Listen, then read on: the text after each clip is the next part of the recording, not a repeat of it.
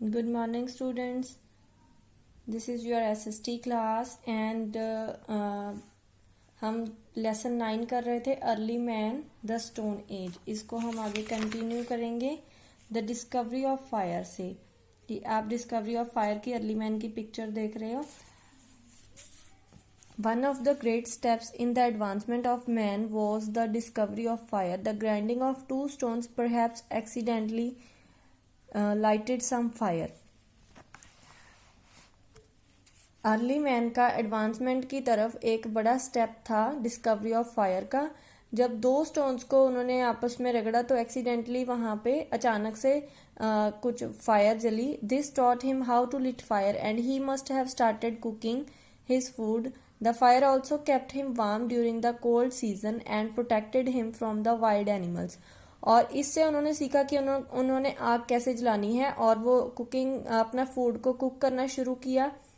और आग उनको ठंडे सीजन में गर्म रखने के काम भी आती थी और उनको वाइल्ड एनिमल से प्रोटेक्ट भी करती थी। नेक्स्ट है हमारा the wheels. Carrying around the object from one place to another by rolling it is much easier than carrying a cubical object or dragging it. Man must have learnt it by rolling logs of wood and also used it to carry other objects with its help. Probably, the use of solid logs as wheels was the first mechanical device invented by man, and that made the advancement quicker and easier. किसी round object को एक जगह से दूसरी जगह role करते हुए लेके जाना बहुत ही इजी होता है। किसी क्यूबिकल ऑब्जेक्ट को उठा के लेके जाना या फिर ड्रैग करके खींचते हुए लेके जाना। अब मैंने ऐसे ही सीखा होगा। जो उनके पास लकड़ी के गोल टुकड़े थे उनको वो कैरी करते थे और उनकी मदद से दूसरे अदर ऑब्जेक्ट्स को उनकी मदद से वो लेके जाते थे। और सॉलिड लॉग्स की यूज से ही उनको व्हील की इन्वेंशन उन्होंने की, जो कि फर्स्ट मैकेनिकल डिवाइस था उन्होंने जो मैन ने इन्वेंट किया था। और इससे एडवांसमेंट क्विकर हो गई, जल्दी हो गई और इजी हो गई। Man as producer.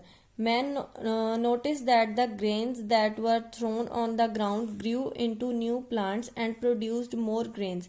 He slowly learned as to when the seeds should be put into the soil for quick and better growth, how to soften the ground and other such things.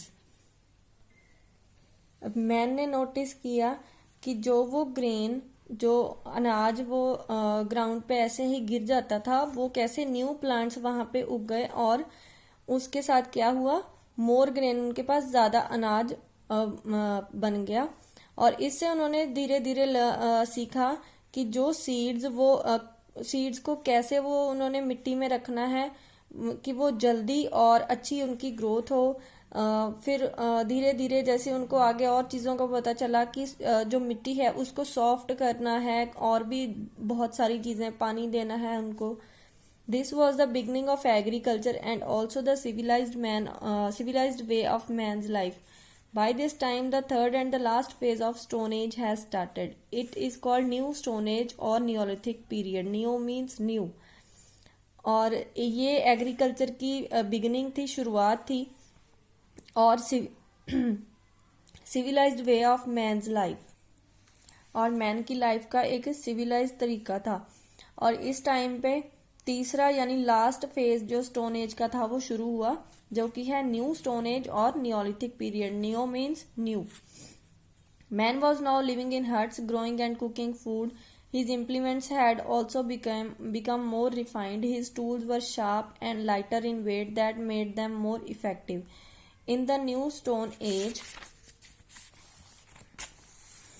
the man also learned to make vessels of clay to store his food and also to cook. In the beginning, these vessels were handmade and dried in sun, but later on, man also learned the art of wheel-turned and baked vessels. अब इस time पे man जो था वो हट में छोटी छोटी झोंपड़ियों में रहने लगा था और वो अनाज अपने लिए ग्रो करता था और फूड को कुक करके खाता था।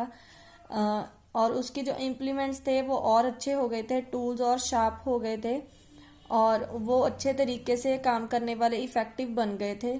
और न्यू स्टोन एज में मैन ने वेसल्स बनाना भी सीखा क्ले से।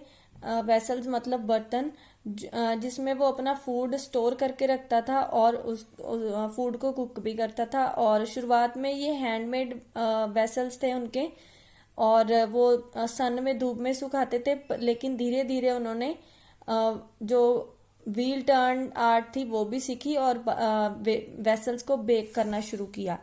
नेक्स्ट है हमारा man as artist. Much before man learned to grow and cook food or to make vessels, he learned to express his artistic instincts by drawing figures on the walls of caves, rock shelters where he lived.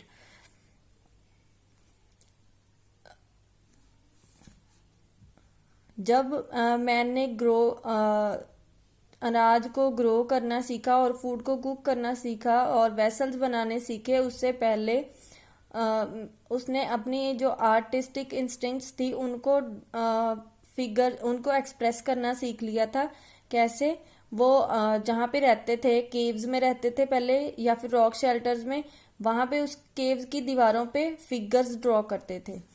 This was perhaps the first interior decoration in the world, और ये world में first interior decoration था। He drew the figures of animals, human beings and hunting scenes with the help of pigments and pointed stones. और वो animals की figures बनाते थे, human beings की, और हंटिंग सीन्स बनाते थे छोटे छोटे स्टोन्स से। Many times they are only one line drawings, but in some cases some colored pigments are also used to fill in the figures. कई बार सिर्फ एक लाइन में ही ड्राइंग्स होती थी, लेकिन कई बार कुछ कलर के छोटे छोटे पिगमेंट्स, छोटे छोटे निशान भी होते थे उनको फिगर्स को फिल करने के लिए। These rock drawings have been discovered at several places in India and other parts of the world. और ये आर्ट, रॉक ड्राइंग्स, इंडिया में बहुत सारी जगह पे पाई जाती है और वर्ल्ड में भी कई सारी जगहों पे। One such place in India is Bimbai-Thaka near Bhopal in Madhya Pradesh. Besides these paintings, the man also learned to make beads of various semi-precious stones, terracotta, ivory, etc. and used them as jewelry. और इन paintings के अलावा man ने beads, मोतियों से और बहुत सारे कीमती स्टोन्स से, प्रेशियस कीमती स्टोन्स से, जैसे कि टेराकोटा, आइवरी है, और उनको ज्वेलरी के जैसे यूज करना शुरू किया। You can call it the beginning of fashion that was also due to the artistic instincts of the man. और इसको हम फैशन की बिगनिंग बोल सकते हैं, और ये सब भी क्या था? मैन की आर्टिस्टिक इंस्टिंक्ट्स का ही रिजल्ट था। By this time the civilised life had come into existence, और इस टाइम पे मैन की जो सिविलाइज्ड लाइफ थी वो एग्जिस्टेंस में आ गई थी। अब आप पिक्चर्स में यहाँ पे देख सकते हो, ये रॉक ड्राइंग है जो मध्य प्रदेश में मिडल स्टोन एज की है, और ये अर्ली मैन पॉटरी बना रहे हैं, यहाँ पे वेसल्स बना रहे हैं। ये व्हील टर्न्ड की पिक्चर है, व्हील टर्न्ड पे वो वेसल बना रहे हैं। एंड यहाँ पे आपका चैप्टर ये खत्म हो जाता है। That's all for today. Thank you so much.